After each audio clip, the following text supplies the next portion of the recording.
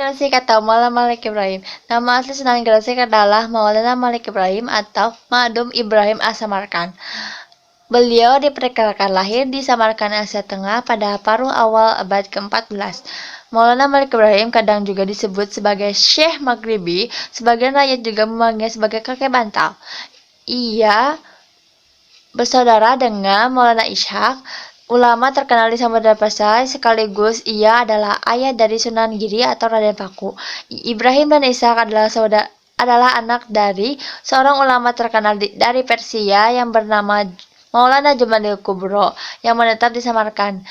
Maulana Jumadil Kubro diyakini sebagai keturunan ke-10 dari Sayyidina Husain, cucu Nabi Muhammad SAW. Adapun dari Sunan Gresik adalah yang pertama, bersikap ramah dan penuh dengan kedamaian kepada semua orang.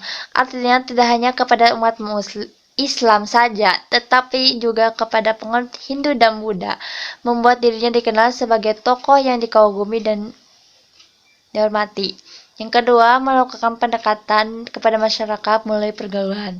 Yang ketiga, selalu membesarkan budi bahasa yang ramah dan santun dan tidak menunjukkan pertentangan dan perlawanan kepada ajaran dan kepercayaan penduduk bumi. Yang keempat, yaitu memperlihatkan keindahan dan kemuliaan yang dibawa oleh ajaran Islam dengan kelembutan. Yang kelima, memperkenalkan Islam melalui adab dan perilaku yang baik. Yang terakhir, mendirikan dan membuka pondok pesantren yang dipergunakan untuk mendidik dan menyiapkan pemuka-pemuka agama selanjutnya. Ampel atau Raden Ahmad. Menurut Babat Tanah Jawi dan silsilah Sunan Kudus, Sunan Ampel di masa kecilnya dikenal dengan nama Raden Ahmad. Beliau merupakan putra tertua dari Maulana Malik Ibrahim yang lahir di Campar pada tahun 1401 Masehi dan diperkirakan wafat pada tahun 1480 Masehi di Demak, yang kemudian dimakamkan di sebelah barat Masjid Ampel, Surabaya. Nama Ampel sendiri diidentikan dengan nama tempat di mana ia lama bermukim, di daerah Ampel atau Ampel Denta, di wilayah yang kini menjadi bagian dari Surabaya, yaitu Kecamatan Wonokramo. Sunan Ampel atau strategi apa sih yang digunakan Raden Rahmat atau Sunan Ampel ini sendiri? Yang pertama yaitu menggunakan ajaran 5 dasar yang diajarkan oleh Sunan Ampel itu sendiri. Yang pertama yaitu moh main, yang artinya tidak berjudi, moh ngombe, yang artinya tidak mabuk, moh maling, artinya tidak mencuri, moh badat, artinya tidak menghisap candu atau obat-obatan. Yang terakhir yaitu moh madon, yang artinya tidak melakukan zina. Yang kedua yaitu menggunakan strategi mengubah nama sungai. Ada strategi unik yang dilakukan oleh Sunan Ampel dalam berdakwah, yaitu dengan cara mengubah nama Sungai Brantas. Sungai ini merupakan salah satu sungai terbesar dan terpanjang yang ada di Jawa Timur. Sungai Brantas ini namanya diganti menjadi Kali Emas. Yang ketiga yaitu mendekatkan istilah Islam dengan bahasa masyarakat Jawa. Caranya yaitu dengan mendekatkan dan memadukan istilah-istilah Islam dengan bahasa yang digunakan oleh masyarakat Jawa. Sebagai contoh, kata salat diganti dengan kata sembahyang yang sering digunakan oleh masyarakat Jawa ketika akan beribadah. Yang keempat yaitu menguasai kebutuhan pokok masyarakat.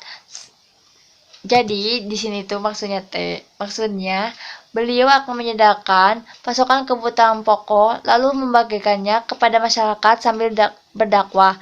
Pendekatan ini sangat ampuh dilakukan dan bisa membuat masyarakat tertarik untuk belajar agama Islam, karena Islam adalah agama yang mengajarkan untuk saling berbagi. Yang terakhir yaitu melakukan pendekatan kepada tokoh masyarakat,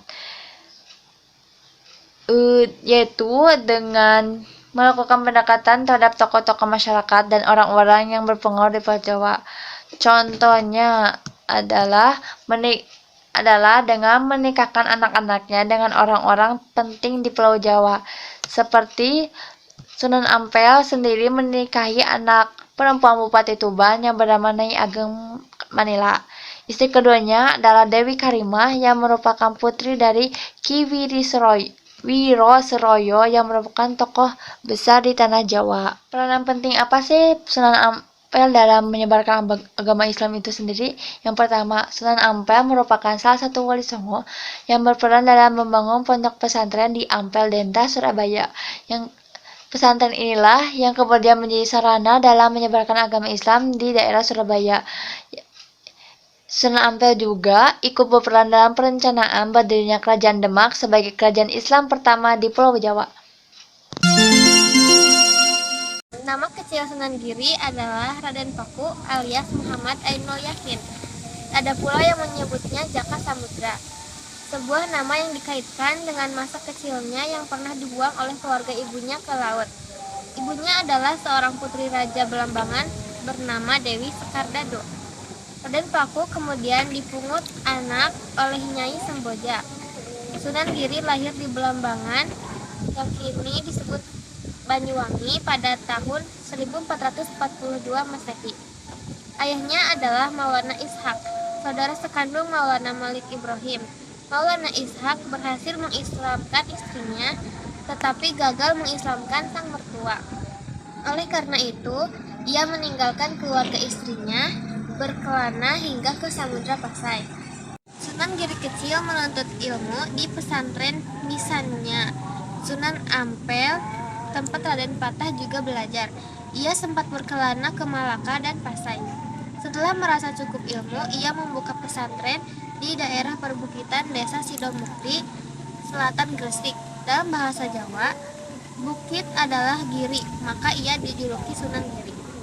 Para santri pesantren Giri juga dikenal sebagai penyebar Islam yang gigih ke berbagai pulau seperti Bawean, Kangean, Samudra, Haruku, Ternate, hingga Nusa Tenggara. Penyebar Islam ke Sulawesi Selatan dan Kalimantan Timur, Datuk Ribandang serta dua sahabatnya adalah murid Sunan Giri yang berasal dari Minangkabau. Dalam keagamaan, ia dikenal karena pengetahuannya yang luas dalam ilmu fikih. Orang-orang pun menyebutnya sebagai Sultan Abdul Fakih. Ia juga pencipta karya seni yang luar biasa. Permainan anak seperti jelungan, jemuran, lir-ilir, dan cublak-cublak suang disebut sebagai kreasi Sunan Giri. Demikian pula gending asmarandana dan kuncup yang bernuansa Jawa, tetapi syarat akan ajaran Islam. Di sini saya akan mempresentasikan sedikit tentang Sunan Bonang.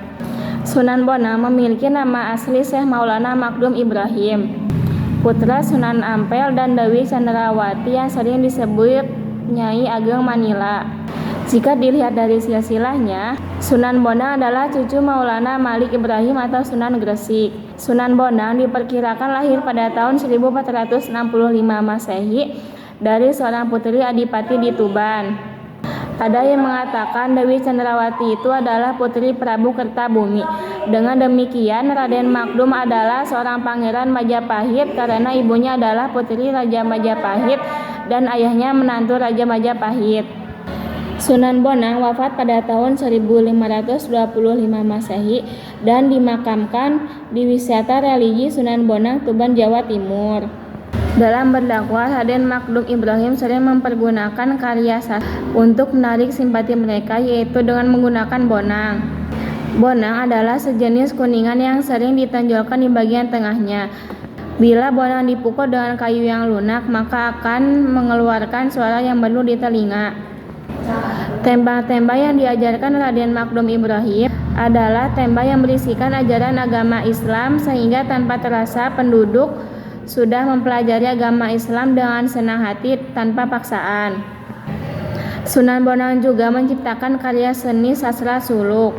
Hingga sekarang, karya sastra Sunan Bonang masih dianggap sebagai karya sastra seni yang sangat hebat. Suluk Sunan Bonang disimpan rapi di perpustakaan Universitas Leiden di Belanda. Ajaran yang biasanya disampaikan dengan sekar tembang disebut suluk, sedangkan bila diungkapkan secara biasa disebut wirid. Peranan Sunan Bonang dalam penyebaran agama Islam: yang pertama, menyebarkan dakwah melalui karya sastra suluk wijil. Yang kedua, memasukkan nilai-nilai keislaman pada tradisi masyarakat Jawa. Yang ketiga, mengembangkan dakwah Islam lewat seni dan budaya. Sunan Derajat memiliki asli Raden Kasim. disebut Sunan Derajat karena beliau berdakwah di daerah Derajat Kecamatan Paciran, Lamongan. Masyarakat juga menyebutnya sebagai Sunan Sadayu. Raden Syarifuddin Maulana Hasyim, Sunan Mayang Madu. Raden Qasim adalah putra Sunan Ampel dari istri kedua yang bernama Dewi Sudrawati. Raden Qasim mempunyai 6 saudara seayah seibu, di antara Siti Syariat, istri Ra Usman Haji, Siti Utama Inah, istri Musin, Siti Sofiah, istri Rahmat Ahmad Sunan Malaka, dan Raden Maulana Makdum Ibrahim Sunan Bonang. Di samping itu ia mempunyai 2 orang saudara seayah lain ibu, yaitu Dewi Murtaisiyah, istri Raden Patah, dan Dewi Murtasimah, istri Sunan Giri. Sedangkan istri Sunan Derajat yaitu Dewi Sofiah, putri Sunan Gunung Jati. Peran penting dalam menyebaran Islam. Sunan Derajat berperan dalam menyebaran agama Islam yang menekankan kemerdawanan, meningkatkan kemakmuran, dan kerja keras. Maka dari itu Sunan Derajat lebih mementingkan kesejahteraan masyarakat lebih dahulu sebelum memberikan pemahaman tentang agama Islam. Sunan Derajat juga menjadi pelapor untuk menyatuni anak-anak yatim dan orang-orang sakit. Strategi dakwah Sunan Derajat. Sunan Derajat berdakwah lewat jalur sosial, berdakwah dengan ajaran catur piwarang, ajaran Kepali Pitu dari Sunan Derajat sebagai pijakan hidup sehari-hari. Seni budaya juga menjadi jalur dakwahnya. Demikian saya presentasi. Mohon maaf bila ada salah. Sunan Kalijaga mempunyai nama kecil Raden Syahid. Beliau juga dijuluki Syekh Malaya. Ayahnya bernama Raden Sahur Tumenggung Wilwatikta, keturunan Ranggawale yang sudah Islam dan menjadi Bupati Tuban, dan ibunya bernama Dewi Nawaningrum. Sunan Kalijaga merupakan salah satu wali asli orang Jawa. Sebutan Kalijaga menurut sebagian riwayat berasal dari rangkaian bahasa Arab Koridaka yang artinya pelaksana dan membersihkan. Menurut pendapat masyarakat Jawa, memberikan arti kata Koridaka dengan Kalijaga yang berarti pemimpin atau pelaksana yang menegakkan kesucian dan kebersihan. Sunan Kalijaga meninggal pada pertengahan abad 15 dan makamnya ada di Desa Kadilangu, Kabupaten Demak, Jawa Tengah. Adapun strategi yang digunakan Sunan Kalijaga yang pertama yaitu menggunakan wayang, yang kedua akulturasi, yang ketiga pendekatan pada masyarakat, yang keempat menggunakan tembang lir-irir, dan terakhir gerebek sekaten. Saya ingin menjelaskan sedikit tentang Sunan Kudus. Nama kecil Sunan Kudus adalah Jafar Syadik. Ia putra dari pasangan Sunan Ngudung dan Syarifah, adik dari Sunan Bonang, anak dari Nyai Ageng Maloka. Disebutkan bahwa Sunan Ngudung adalah seorang putra sultan di Mesir yang berkelana hingga Jawa. Di Kesultanan Demak, ia pun diangkat menjadi panglima angkatan perang. Beliau ikut bertempur saat Demak di bawah kepemimpinan Sultan Prawata melawan Adipati Jipang Arya Pranangsang.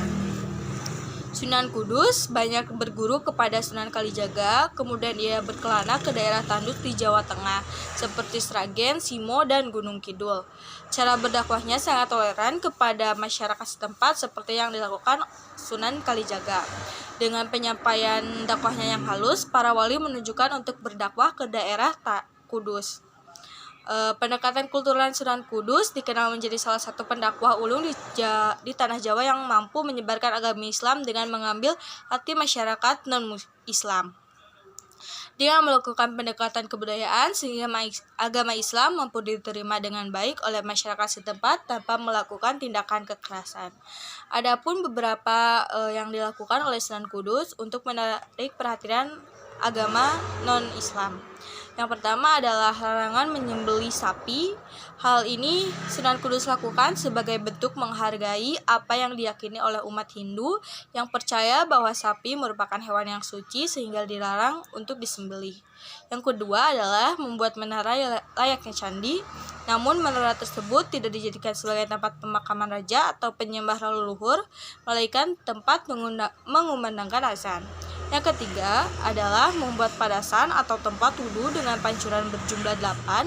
Hal tersebut dilakukan sebagai bentuk upaya melakukan pendekatan terhadap umat Buddha, di mana jumlah pancuran tersebut bermakna jalan berlipat 8 atau Sanghika Marga. Selain itu, Sunan Kudus juga menambahkan arca kepala kebo gemerang di atas pancuran tersebut.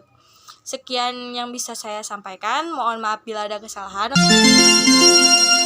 Saya akan mempresentasikan Sunan Muria. Biografi Sunan Muria. Sunan Muria merupakan putra dari Sunan Kalijaga melalui pernikahannya bersama Dewi Saroh, yang merupakan putra dari Syekh Maulana Ishaq, seorang ulama terkenal di Samudra Pasai, Aceh. Dengan demikian, maka Sunan Muria masih merupakan keponakan dari Sunan Giri saat masih kecil Sunan Muria. Selain itu, beliau juga sering dipanggil dengan Raden Umar Said atau Raden Umar Syahid. Menginjak dewasa, Sunan Muria menikah dengan Dewi Sujinah yang merupakan putri dari Sunan Ngudung atau Raden Usman Haji. Sunan Ngudung merupakan salah satu putra dari Sultan di Mesir yang melakukan perjalanan hingga ke Tanah Jawa. Sementara itu, Sunan Ngudung merupakan juga ayah dari Sunan Kudus. Dari pernikahannya dengan Dewi Sujinah, Sunan Muria dikaruniai putra bersama Angen Santri atau Sunan Ngadilangu. Menurut beberapa kisah, selain menikah dengan Dewi Sujinah, Sunan Muria juga mempersunting Dewi Roroyono yang terkenal dengan kecantikannya. Dewi Roroyono merupakan putri dari Sunan Ngerang, seorang ulama terkenal di Juwana yang memiliki kesaktian yang tinggi, serta merupakan guru dari Sunan Muria dan Sunan Kudus. Kecantikan Dewi Roroyono banyak memicu pertumpahan darah yang juga membuktikan kesaktian dari Sunan Muria. Keistimewaan dan kesaktian Sunan Muria. Keistimewaan atau karomah yang dimiliki Raden Umar Syahid ialah benda bekas meninggalannya, diantaranya adalah pelana kuda yang sering digunakan masyarakat sekitar Gunung Muria dalam meminta hujan saat terjadi kekeringan. Ritual meminta hujan tersebut bernama Guyang Rejoso. Di sini pelaksanaan kuda dicuci kemudian dipercikan ke warga, selanjutnya berdoa dan sholat meminta hujan. Diakhiri dengan makan bersama berupa sayuran, opor ayam, gulai kambing, dan dawet. Selain itu, ada juga peninggalan lainnya yaitu air gentong yang dipercaya keberadaannya dalam mengobati penyakit dan berguna untuk kecerdasan bila meminumnya. Sunan Muria disebut guru yang sakti mandraguna. Dapat dilihat dalam perkawinannya dengan Dewi Roroyono, beliau mempunyai ilmu yang mampu mengembalikan serangan dari lawannya.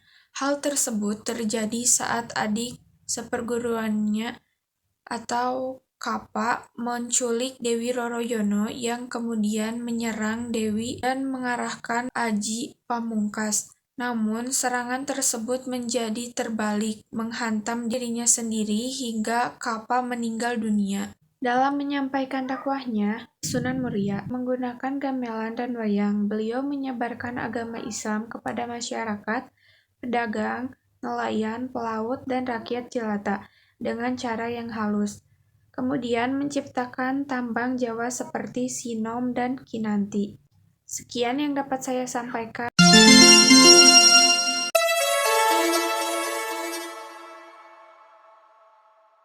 Sunan Gunung Jati atau Syarif Hidayatullah diperkirakan lahir sekitar tahun 1448 Masehi. Ibunya adalah Nyai Rara Santang, putri dari Raja Pajajaran, Raden Manah Rarasa. Adapun ayahnya adalah Sultan Syarif Abdullah Maulana Muhammad. Pembesar Mesir keturunan Bani Hashim dan Sana. Syarif Hidayatullah mendalami ilmu agama sejak berusia 14 tahun dari para ulama Mesir. Ia sempat berkelana ke berbagai negara. Dalam usia muda itu ilmunya sudah sangat banyak. Maka ketika pulang ke tanah leluhurnya, yaitu Jawa, ia tidak merasa kesulitan melakukan dakwah. Untuk berdirinya Kesultanan Demak, Bintoro, dan atas restu kalangan ulama lain, ia mendirikan Kesultanan Cirebon, yang juga dikenal sebagai Kesultanan Papua.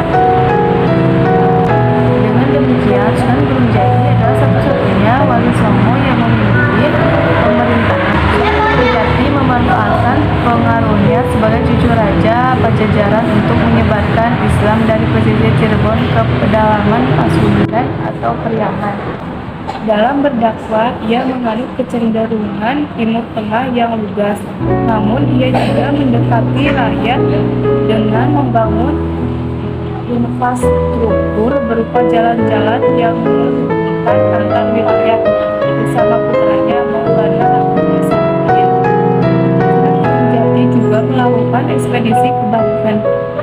Pengusaha setempat, pucuk umum, menyerahkan secara sukarela penguasaan wilayah Banten tersebut yang kemudian menjadi cikal bakal Kesultanan Banten. Pada usia 89 tahun, Sunan Gunung Jati mundur dari jabatannya hanya untuk menekuni dakwah. Kekuasaan itu diserahkannya kepada Pangeran Pasarean pada tahun 1568 Masehi. Sunan Gunung Jati wafat dalam usia 120 tahun di Cirebon. Ia dimakamkan di daerah Gunung Semburu, Gunung Jati, sekitar 15 km sebelum kota Cirebon dari arah barat.